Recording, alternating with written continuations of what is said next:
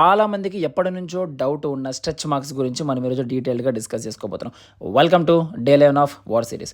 ఈరోజు మన వెయిట్ వచ్చేసి 72.95 ఉందన్నమాట. మార్నింగ్ లేసి మంచిగా బ్రేక్ఫాస్ట్ కూడా కంప్లీట్ చేసేసుకొని వర్క్ ఎక్కినాం. సో చాలా అంటే చాలా వర్క్ ఉండింది. మధ్యాహ్నం వరకు వర్క్ కంప్లీట్ చేసేసుకొని దెన్ మధ్యాహ్నం మీల్ అయిపోగొట్టుకొని దెన్ జిమ్కి అయితే స్టార్ట్ అయిపోయాం. ఈరోజు టోటల్ అప్పర్ బాడీ ఉండిందన్నమాట. Chest, biceps and also tricep train చేసాం అండ్ ఈవెన్ బ్యాక్ కూడా ఉందన్నమాట. సో మొత్తం అంతా వర్కౌట్ అయిపోగొట్టుకొని చిన్నగా కొన్ని పోజింగ్లు ఇచ్చేసి కొన్ని గ్రాసరీ షాపింగ్స్ ఉంటాయి అక్కడికి వెళ్ళి ఇంకా తెలుసు కదా మనం షో ఆఫ్ చేసాం. అది చేసేసి వచ్చి డిన్నర్ కూడా అయిపోగొట్టుకొని వాకింగ్ కూడా కంప్లీట్ చేసేసాం అనమాట.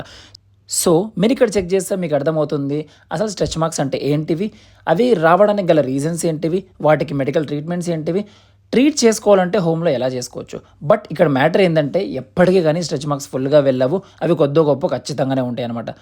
నోట్ని చదవడం మాత్రం మర్చిపోకండి అండ్ మీ ఫ్రెండ్స్కి కూడా ఖచ్చితంగా షేర్ చేయండి. See tomorrow guys.